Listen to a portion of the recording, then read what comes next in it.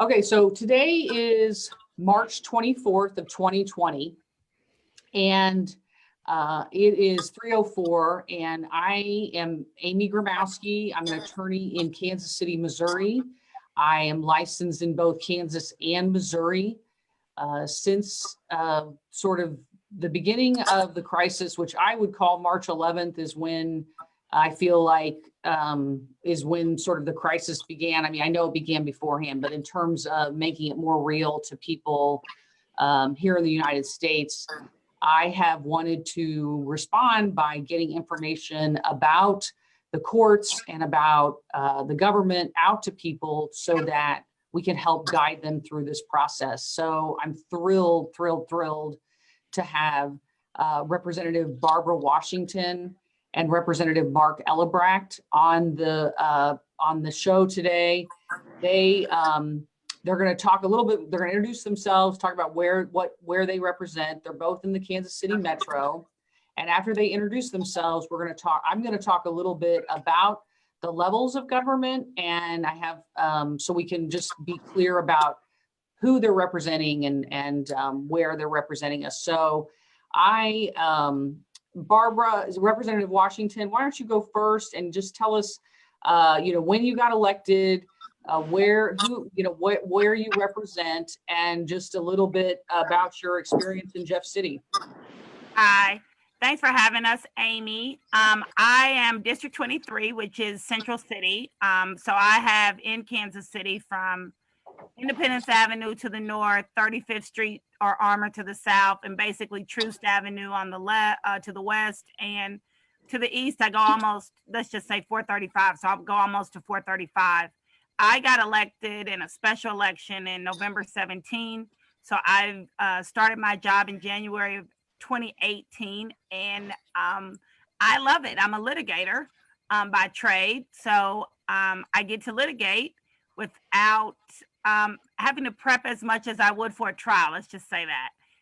It has been challenging and humbling, more humbling than law school, because you do have to understand that you work with 190 something legislators, because you have all of us in the House and those of us that are those who sit in the Senate to work to get your legislation in. You have to make sure that you I think Mark will agree, you can't care about the credit to your name as much as doing the work, because often you're not going to get something pushed in your own name simply because you are a Democrat, even if it's great legislation. But as long as you're able to work with each side, you can get something moving, because that's what's important, is to get the work done for the state. That's great. That's great. I'm going to switch to Mark, and I will, oh gosh, I was meant to put you on the spotlight video, but Barbara, but I'm just going to go to Mark. No, that's okay. Mark, tell me where you represent. And Barbara talked a little bit about, having to build coalitions. It's something I've heard from you for a long time.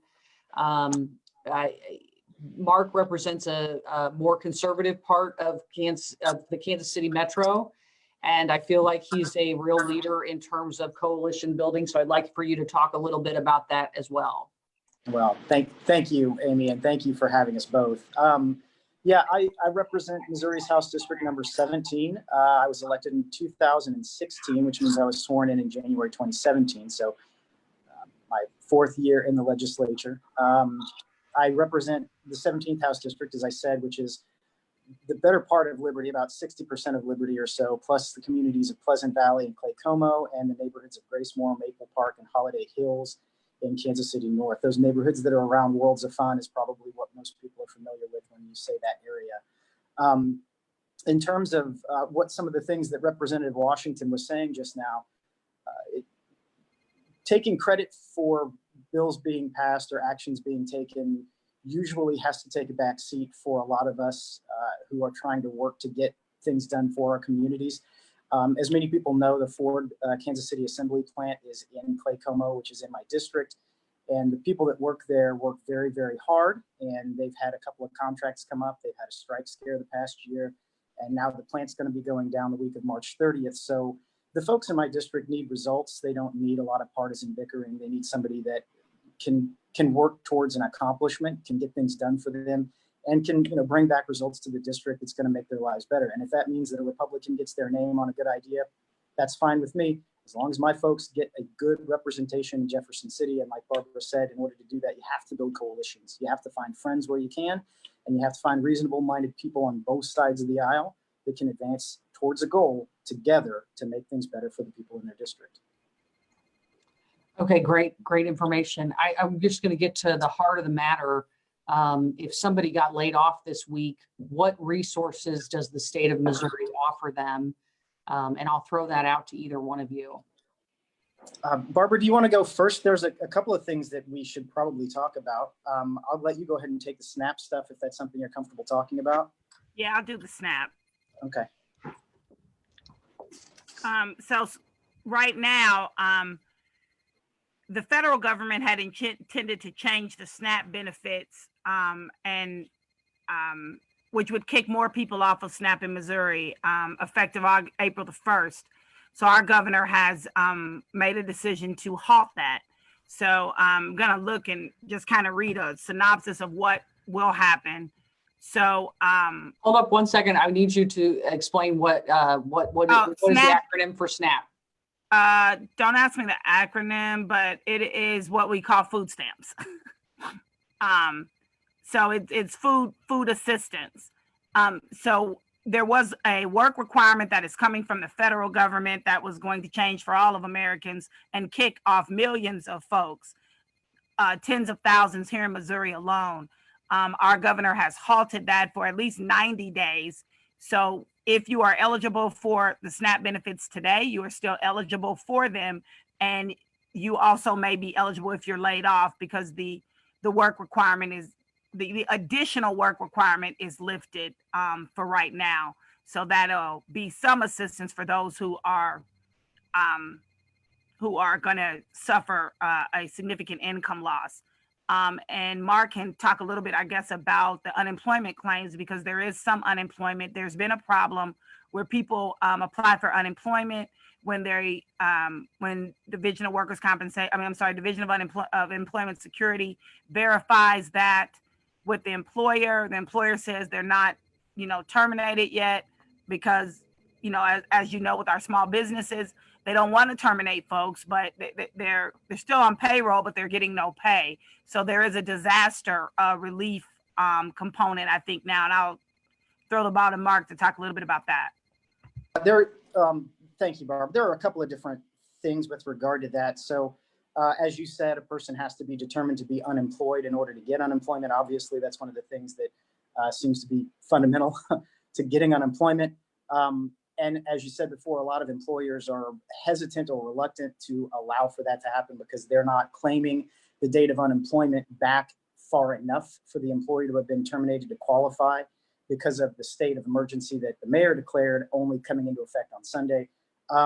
There are certain provisions that the federal government's trying to work out in the bill that they're passing at the federal level, which doesn't have a lot to do with us. But at the state level, a couple of things have happened just because the governor declared the state of emergency and requested certain things to be done, and certain other things have stopped being done, so that the limitations that were being considered on unemployment, the minimum 13 weeks of unemployment, which would have been a drawdown from what the current standard is, that's been put on hold. Right now, the minimum unemployment check that a person can draw is $320 a week, I believe, so that if you're a full-time employee or you were making that, the $320 is still going to come to you. That won't be suspended. It will take more time to process a lot of these claims, from what I understand. In the Liberty area, for instance, when the Ford plant goes down on March 30th, we're going to have quite a few people, 7,500 employees or so at the Ford plant right now. And that doesn't count the support industries. So SEVA, Magna, other manufacturing industries that are in this area that supply to Ford will likely also have to take a break for a little while. We're not quite sure yet, which is why a lot of people are sort of up in the air what exactly is going to happen with some of these things. But what I can tell you for right now is that the declaration of the state of emergency has qualified us for requested disaster relief emergency loans from the Small Business Administration. So if you're a small business owner, you might qualify for a reduced rate loan, about, I think it's 3.25% right now for small business loans, to get them through this time period. The publicly regulated industries, so your gas companies, your electric companies, things like that, have put a hiatus on their shutoffs. In other words, they're not going to be cutting off anybody's power or gas for right now. The Public Service Commission has allowed them the liberty to be able to continue to provide services, even if somebody falls behind a couple of months on their payments because of that. And there are certain other things with regard to the schools and what we can do with daycare centers. Evictions, for instance, might be, depending on the jurisdiction, might be slowed down just a little bit. And that's due largely to the Supreme Court order saying that only the mandatory appearance cases are going to be moving forward. As you mentioned before, Amy, things like orders of protection, domestic violence cases, stuff like that, that will probably all be moving forward. But things like evictions might be being pushed back to at least the middle of April, maybe even the beginning of May, due to that court order. So there are certain things that are being done right now in terms of immediate relief for folks that are finding themselves on the edge. And as always, in situations like this, we're going to be relying on our churches and our community outreach groups like that. So for food banks, the UAW Hall has a food bank for their members and their memberships' families. And lots of churches are doing food drives right now as well to make sure that people have enough to tide them over. We're all going to have to come together as a community and work through this. In terms of resources, that was both. Thank you so much. That was a great list, and it was important to hear that. Now, in terms of finding those resources, do you all have that on a page on your page, or can we? I probably can put together some resources on a page of here or on Facebook of where they could find that information about SNAP, or just basically where to start online if you're going to apply for SNAP or unemployment. Hold on, Mark, I have you muted. Hold on. Sorry. Go ahead. Can you hear me now? Yep. Oh, okay. Sorry. I don't think we have, unfortunately, one page that has all the resources because different people need different things. And I think we can work on getting that. I wanted to add the SBA loan. A lot of small businesses are not going to want to do that big loan, but the Federal Reserve has also announced that they will do what's called a Main Street business lending program to complement the SBA loans. And so that may actually help some of our smaller mom and pop businesses as well. But for unemployment, you go to the Missouri Division of Employment Security, and you can do it online. I will warn folks that even online, there are some issues now. The governor has shut down government, not shut down, I apologize. Most people are working remotely, and then that is slowing down some of the processes that are desperately needed, especially with unemployment right now and the SNAP benefits. There are also other resources. I want to give a shout out to our ex-colleague, Brandon Ellington. I know he posted on Facebook. I just reposted it, where he had some resources for food. A lot of the school districts are still providing meals for students. They have to go to certain schools. I know I partnered with some people in, I like to say, the Village to provide hot meals at about 9 places today. And we're looking to continue to do that. I think yesterday we fed about 350 kids. Today it went up, and it'll continue to go up with an organization called Total Man. For the SBA, you go to sba.gov. For the Federal Reserve, you'll go to federalreserve.gov. For those who don't have that type of access, that's where we really need to, and all of us got to come together and figure out more ways that folks can get to online applications and assistance with the libraries not being totally accessible right now for folks too.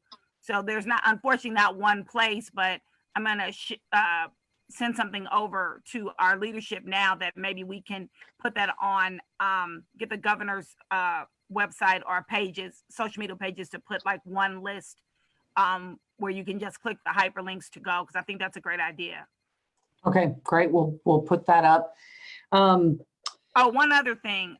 If you test positive for COVID, you do get, you are able to get Missouri Medicaid for 90 days, whether if you're testing positive. That's something that we're doing right now also.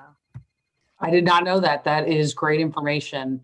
We're going to try and put a resource page up where where I can list all these things that Mark and Barbara are talking about going forward. Okay, so Barbara and Mark work 5-6 months a year in Jeff City. They have to go live there in Jefferson City, Missouri. They are part of the Missouri House of Representatives, which also has the Missouri, down in Jeff City, the Missouri Senate, and then of course the office of the governor. And so those are the branches that are working together in Jeff City.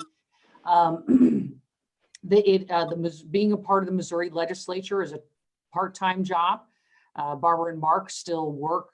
Well, I mean, meaning it's classified as a part-time job, meaning they both still work in other professions. They're both attorneys, but just like many of the legislators down there, they are citizen legislators, meaning they don't get paid for all the work they do. They don't get paid what someone, say, who's in DC, who's part of the federal government, gets paid when they get elected. So so one of the things that they'll have to go back into session, and there's some problems with that, I think, because people in the Missouri House, some people have tested positive. Is that correct? Yes. Okay. Just last week, Representative Joe Runyons from Grandview did test positive. Thankfully, he is going to be okay. He's pulling through. He was on a respirator last week, but he is on the road to recovery, and he's as feisty as he's ever been right now, from what I'm being told. So we're all grateful for that. Good. So going forward, the session usually ends, what's the date? Or is it like the last Friday of May? Well, constitutionally, it's required to be adjourned by midnight on May 31st. So usually we get things wrapped up in terms of like the actual on the floor voting about a week and a half, maybe 2 weeks prior to that. But because there's sometimes cleanup stuff that has to be done. A lot of us have to linger in the Capitol for other responsibilities, or if there's a problem with the bill or something, the session will last under the terms of the Constitution effectively until June 1st of every year. Okay, so just some basic civic stuff. The state of Missouri is funded. Like, how does the state fund itself? You want me to take it? Yeah, you go ahead and take this one, Barbara. Okay. Contrary to popular belief, your property taxes don't come to the state. So primarily the state is funded, and Mark will make sure I got this correct. Income taxes, sales taxes. That's a big one. Lottery. Yep. That's our three primary sources of income.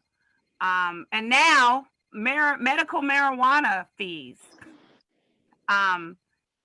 The lottery proceeds and the marijuana proceeds, of course, are significant portions of those are allocated already to specific agencies. A lot of the medical marijuana money is supposed to go help our veterans, which is much needed. Money from the lottery should be help. A lot of that is helping education. We also get some funding from tourism when people come and visit our state. When you visit one place, it does help all of the state.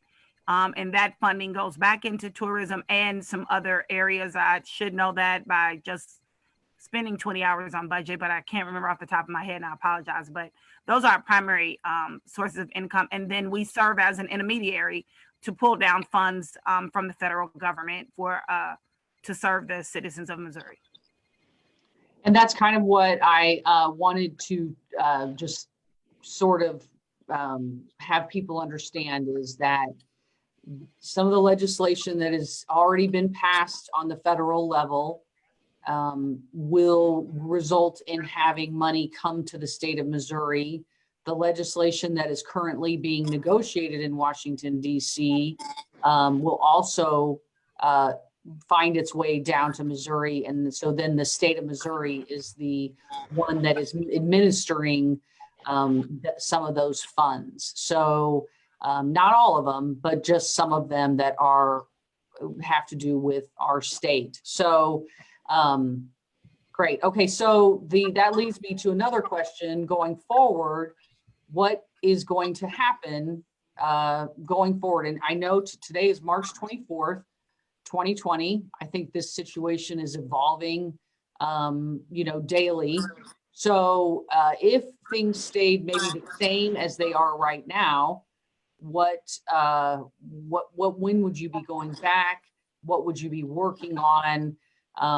Just kind of fill us in a little bit on that.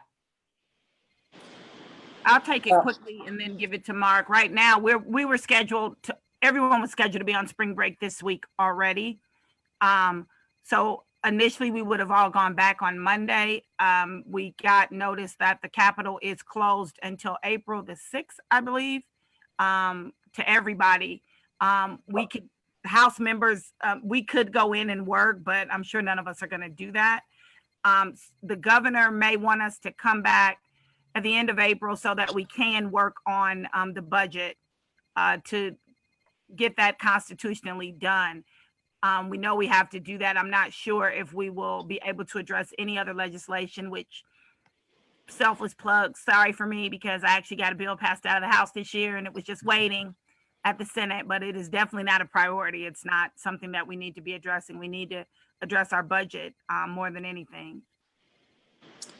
Yeah, we just to sort of echo a couple of those points that were made, that the one thing that we're constitutionally required to do as a legislature is to pass a balanced budget.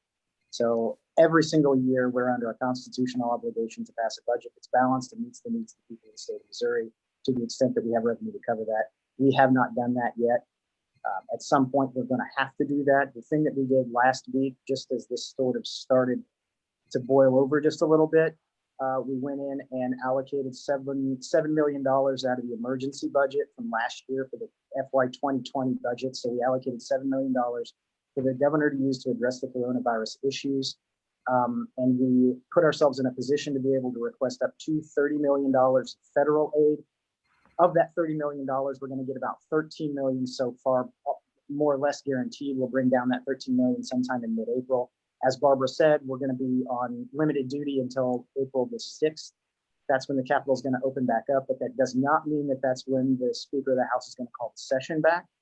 And this is pure speculation, but I doubt we'll go back and do any work with any substance until after the middle of April.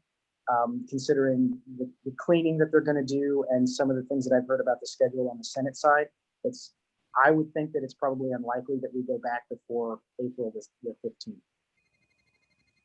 I asked this last night on our pre-interview, is there any way to have a virtual House session?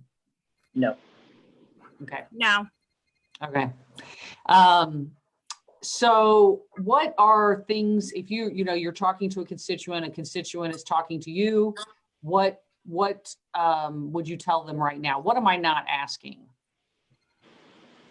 I would say that we can't stress the importance of definitely staying in as much as possible. No one's telling you that, you can't enjoy life and do what you need to do, but you do want to protect yourself and your loved ones. But seek out all the resources that you need, because there are resources out there to help as many people as possible. I would say to my constituents that this is definitely not the time to be proud.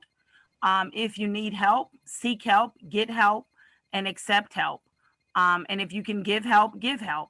But this is a time that, we don't know the full nature of the virus. I just read today a 36-year-old teacher passed, a principal, and she was 36 years old in New York. Just got a text that a child, I think, died in Louisiana. So this thing does touch everybody, and just you got to be careful and follow the CDC directives. But if you need help, reach out. You can send us emails, still leave messages on our voicemails, because we get those.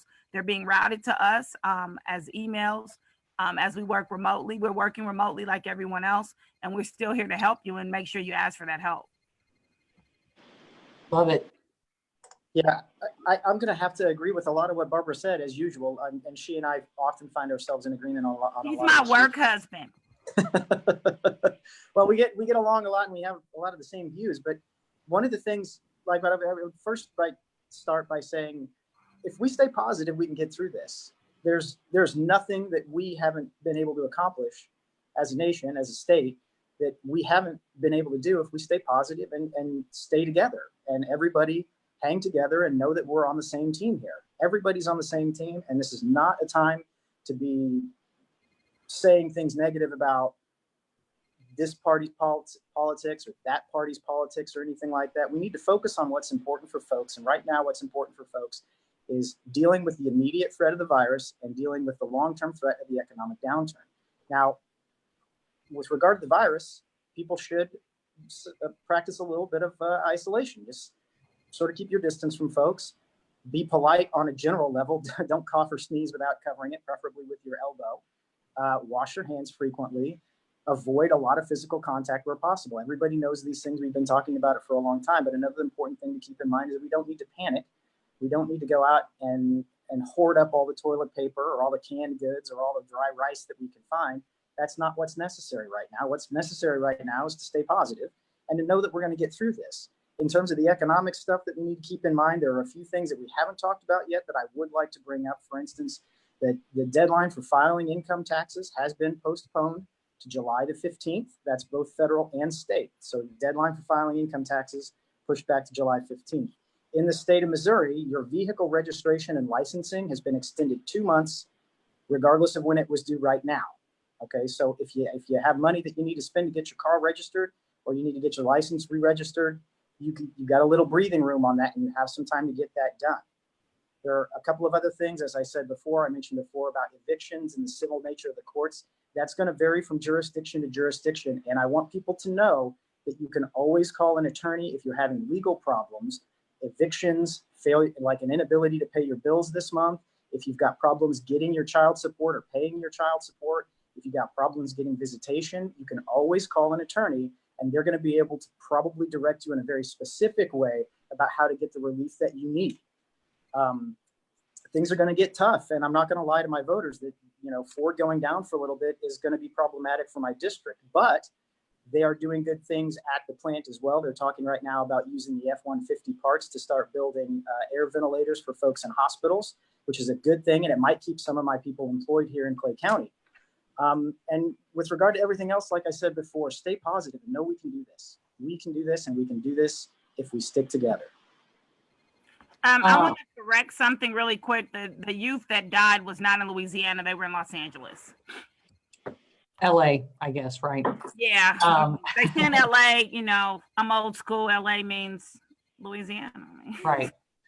I am super grateful that you all are here and serving on behalf of people in the Kansas City area. It is obviously a very challenging time right now. I think about to get more challenging.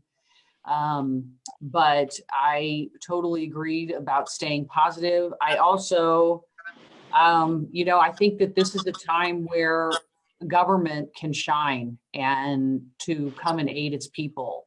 And I know like different people think different things about the government, but I think it's possible that this is the time where we step up and shine. The government steps up and shines. I do want to encourage everyone that is watching to register to vote and make sure your registration is in place.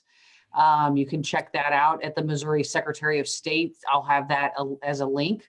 Also, if you can make sure that people are registered to vote, because it's always important to exercise that constitutional right. The April elections here in Kansas City have been put to June 2nd. As far as we know, the August and November elections are still happening. And I will tell you, I'm a member of the Kansas City Election Board.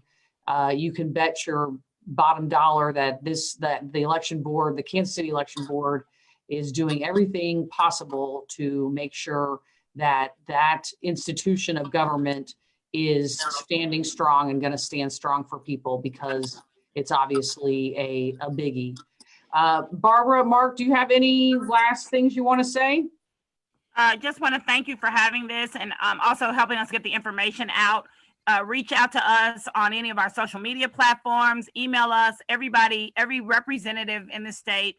Their email is first name, period, last name at house.mo.gov. Don't be afraid to ask any questions. Don't be afraid to bombard us. Remember, we're here to serve you. And if we don't have the answer, we will go make sure we get it for you. Asking everybody to just be safe. Wash your hands 6 feet away and do everything you can to be really safe. Thank you, Representative. Representative Ellebracht. Yeah, thanks again for the opportunity, Amy. It's a pleasure. It's always good to talk with you. It's always good to see Barbara. Yeah, feel free to email me, call or text 816-217-5575. You can text me at that number. That's my cell phone number. If you have any questions at all, if there's anything you think I might be able to do to help, feel free to reach out. I'm happy to do what I can.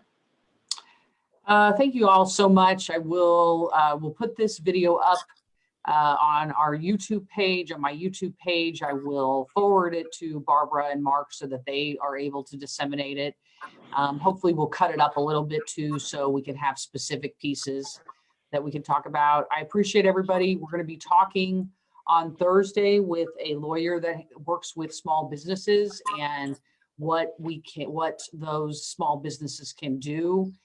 Next week, we will be talking with a bankruptcy attorney and hopefully an estate planning attorney. I'm still working on getting that guest. But these are things that people are thinking about, people are asking me about, and I want to get the information out there. I wish everybody peace and love and happiness and health. And I'm sort of like a old school hippie. I'm an optimist, and I believe in us. Bye, y'all. Bye-bye. Bye. Thank you. Thank you. Thank you. Thank you.